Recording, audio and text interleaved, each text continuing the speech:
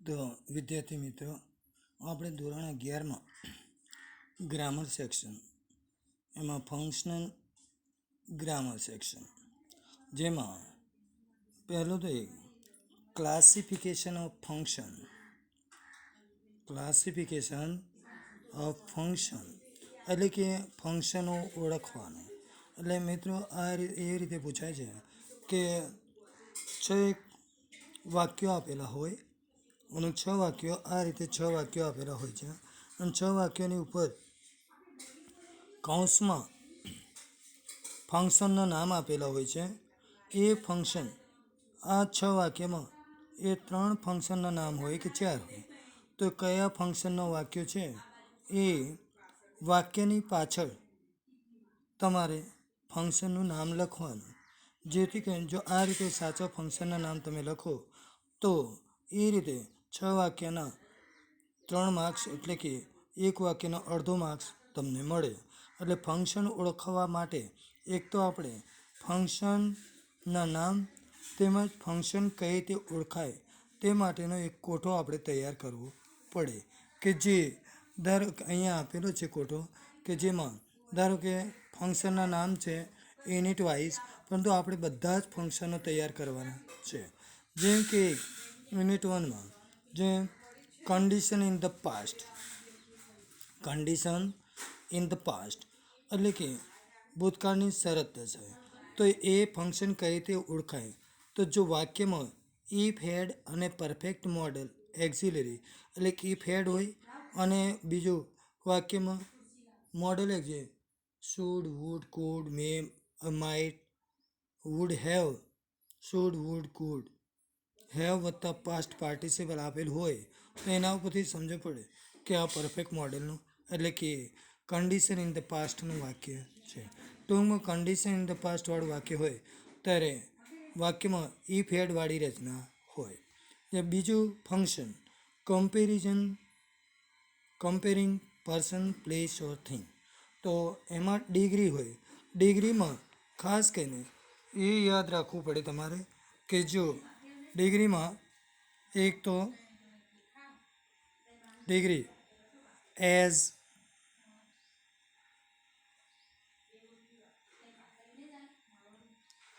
As, પછી ER, than અને the, EST. એટલે કે વાક્યમાં જો તમે એવું સમજો કે ડિગ્રી કમ્પેરિઝન પર્સન, પ્લેસ ઓર થિંગ, જો કૌંસમાં આપણે વાક્ય ઓળખવું હોય તો ડિગ્રીનું વાક્ય હોય. અને ડિગ્રીમાં ખાસ કરીને એઝ, ER, ધેન કે ધ, EST વાળી રચના હોય કે જેના ઉપરથી આપણને ખબર પડે કે comparison function comparison person, place કે થિંગ વાળું છે. એ જે કોન્ટ્રાસ્ટ, તો contrast is showing contrast. Contrast દર્શાવવા માટે એડવર્બ ક્લોઝ ઓફ કોન્ટ્રાસ્ટમાં ખાસ કરીને ધો, ઓલ ધો, even though, however, as, in spite of, despite, but, it, steel, આમાંથી કોઈ પણ કન્જંક્શન જો વાક્યમાં આપેલું હોય તો સમજવું કે કોન્ટ્રાસ્ટિંગ વાક્ય છે. એટલે ફંક્શનનું નામ છે શોઈંગ કોન્ટ્રાસ્ટ.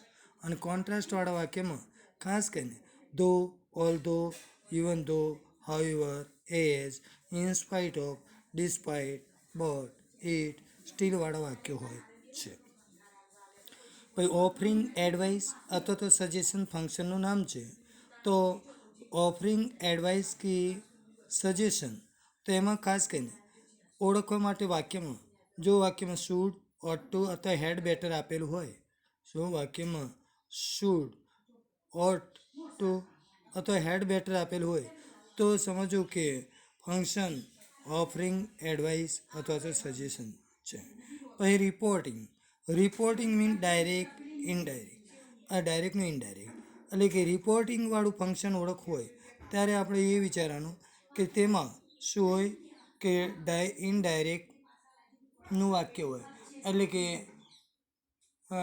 રિપોર્ટિંગ હોય, સમજો કે રિપોર્ટિંગ હોય સેડ સંયોજક ધેટ હોય, પછી રિપોર્ટિંગ હોય આસ્ક અને સંયોજક ઇફ કે વેધર હોય, પછી આજ્ઞાત વાક્ય હોય તો ટુથી રિક્વેસ્ટેડ એડવાઇસ કે જેવા બધા શબ્દો વાક્યો આપેલા હોય તો એના પરથી આપણને ખબર પડે કે ઇનડાયરેક્ટનું વાક્ય હોય ટૂંકમાં ત્યારે સમજો કે રિપોર્ટિંગ ફંક્શન છે. પછી એક્સપ્રેસિંગ ચોઇસ, તો ચોઇસવાળું ફંક્શન હોય ત્યારે આપણે સમજવું કે એક્સપ્રેસિંગ ચોઇસમાં વુડ રાધર શું આવે, વુડ રાધર વાક્યમાં આપેલું હોય. જો વુડ રાધર વાક્યમાં આપેલું હોય તો સમજવાનું કે એક્સપ્રેસિંગ ચોઇસ. એ જ રીતે ફંક્શન છે describe habitual action in the past and past habit, એટલે કે describing habitual action in the past હોય અથવા તો પાસ્ટ હેબિટ એવું જો ફંક્શન ના હોય તો વાક્યમાં યુઝ ટુ આપેલું હોય, અને યુઝ ટુ આપેલું હોય તો સમજવાનું કે હેબિટ્યુઅલ પાસ્ટ અથવા તો પાસ્ટ હેબિટવાળું ફંક્શન હોય. એ જ રીતે talking about purpose, talking about purpose તો એના માટે ખાસ કરીને એડવર્બ ક્લોઝ ઓફ પર્પઝ કહેવાય કે જેમાં ખાસ કરીને in order to, with a view to, in order that કે સો ધેટ.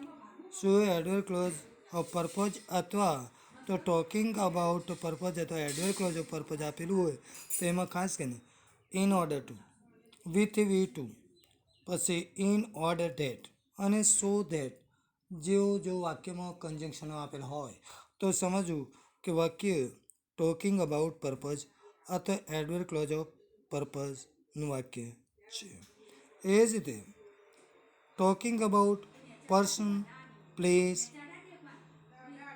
પછી થિંગ્સ ઇન રિલેશન ટુ, એટલે કે talking about person, place, thing in relation to something આવું જો ફંક્શનનું નામ હોય તો એના માટે adverb clause of result so that કે સચ ધેટ, એટલે કે ખાસ કરીને વાક્યમાં સો ધેટ આપી હોય અથવા તો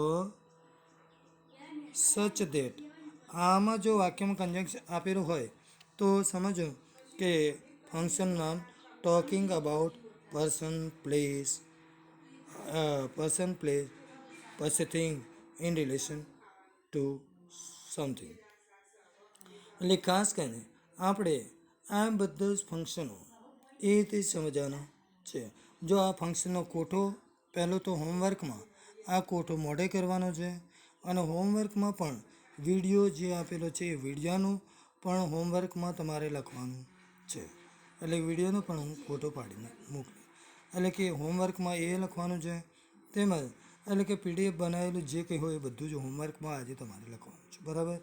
હવે જોઈએ કે ઉદાહરણ તરીકે આપેલું છે અહીંયા કે જો કે કૌંસો આપેલું rewrite appropriate language function against each sentence, દરેક વાક્યની સામે યોગ્ય ફંક્શન લખો. અહીંયા 3 language function to be given in the bracket, કૌંસમાં 3 લેંગ્વેજ ફંક્શનના નામ આપેલા છે અને એના લગતા 6 એક વાક્યો આપેલા છે. તો 6 વાક્યમાં કયું ફંક્શન આવે એ તમારે તેની પાછળ લખવાનું હોય છે. દાખલા તરીકે અહીંયા છે એક્ઝામ્પલ તરીકે સમજો work hard otherwise I will, તો કન્ડિશન ઇન પાસ્ટ અને કન્ડિશન, તો એમાં એક યાદ રાખવું કે કન્ડિશન ઇન પાસ્ટ અને બીજી એક વસ્તુ આપણે સમજવાનું છે કે કન્ડિશન ઇન ધ પાસ્ટ અને બીજું ખાલી કન્ડિશન.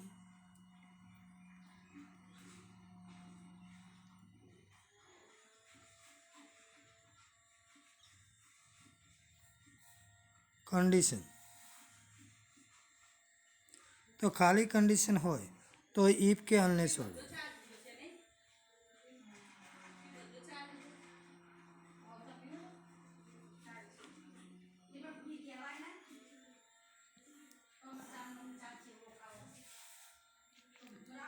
અધરવાઇઝ,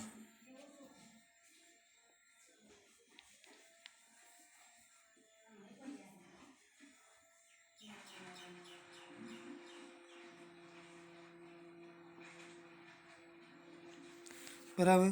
તો જો ખાલી કન્ડિશન હોય તો ઇફ કે અનલેસ અથવા અધરવાઇઝ વાળું વાક્ય હોય, અને કન્ડિશન ઇન ધ પાસ્ટ હોય તો ઇફ હેડવાળું વાક્ય હોય. તો એના ઉપરથી આપણે એક્ઝામ્પલ જોઈએ. તો જોઈએ, કૌંસમાં જો આપેલું છે એક્સપ્રેસિંગ કન્ડિશન, પછી expressing condition in the past, comparing, પછી હેબિચ્યુઅલ પાસ્ટ, ગીવન ચોઇસ, આટલા શબ્દો છે. તો આપણે જોઈએ work hard otherwise I will pass. તો પહેલું વાક્ય છે તો વર્ક હાર્ડ અધરવાઇઝ તો શું કહેવાય? કન્ડિશન. કયું આવે આમાં? પહેલું વાક્ય કન્ડિશનનું થયું. બીજું, you may use either of your vehicle. તો તમે તમારા વ્હીકલનો ઉપયોગ કરી શકો છો. આઈધર ઓફ તો ખાલી ચોઈસ છે. તો ચોઈસમાં આપેલું છે એક્સપ્રેસિંગ, ચોઈસમાં આપેલું છે વુડ રાધર, અને ખાલી ચોઈસમાં આપેલું છે આઈધર ઓર નાઈધર ઓર.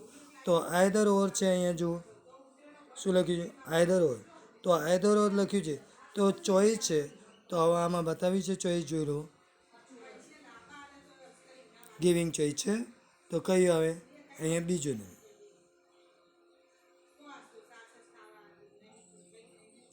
બે. પછી 3, in school days V use to. તો જો અહીંયા યુઝ ટુ આપેલું છે ને યુઝ ટુ. અહીંયા આઈધર ઓફ, પછી અહીંયા અધરવાઇઝ. આના ઉપરથી ખબર. તો યુઝ ટુ આપેલું છે તો યુઝ ટુ શું છે? કન્ડિશન ઇન ધ પાસ્ટ આવે, અથવા હેબિટ, પાસ્ટ હેબિટ, અથવા ડિસ્ક્રાઇબ હેબિચ્યુઅલ પાસ્ટમાં જો છે યુઝ ટુ. તો યુઝ ટુ છે તો કયું આવે? હેબિચ્યુઅલ પાસ્ટ અથવા તો પાસ્ટ હેબિટ. તો એવું આમાં જોઈ લો, હેબિચ્યુઅલ પાસ્ટ છે. તો એ ત્રીજું. પછી ચોથું છે વાક્ય, ઇન ફોલો પેસેન્જર હેડ છે ઇફ હેડ, અને આ perfect model would have been. Perfect modal તો છે, જોઈ લો ઇફ હેડ અને પરફેક્ટ મોડલ એટલે કે કયું ફંક્શન હોય? અહીંયા જુઓ કે ઇફ હેડ અને પરફેક્ટ મોડલ. તો if had perfect modal, if had perfect modal, તો પછી કયું હોય? Condition in the past. Condition in the past, બરાબર. કન્ડિશન ઇન ધ પાસ્ટ છે. તો એના ઉપર જો અહીંયા પણ જોઈ લો, ઇફ હેડ છે તો આમાં છે એવું કન્ડિશન ઇન ધ પાસ્ટ. કયું વાક્ય છે? ચોથું.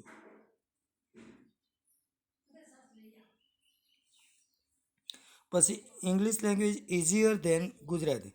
તો જો એ ધેન છે, આર ધેન છે, આર ધેન, આર ધેન. તો પછી શું કહે? કમ્પેરિંગ. સહી આવે પાંચમું. અને છેલ્લે, unless the crude oil price reduce petrol will not be cheaper. તો શું છે? અનલેસ. તો કયું આવે? પહેલું જ ફંક્શન જોઈ લો, ઇફ અનલેસ છે તો ખાલી કન્ડિશન. તો અહીંયા કન્ડિશન છે, અહીંયા જો અહીંયા એક્સપ્રેસિંગ કન્ડિશન. તો આમાં જ ફરીથી પણ વાક્ય કન્ડિશનમાં આવશે, એટલે કે છઠ્ઠું વાક્ય.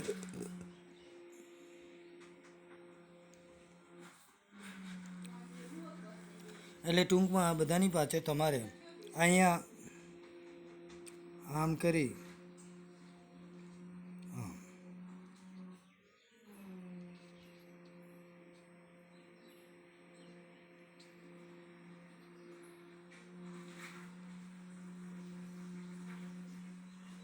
એની પાછળ એ કન્ડિશન વાક્યો લખવાના, બરાબર.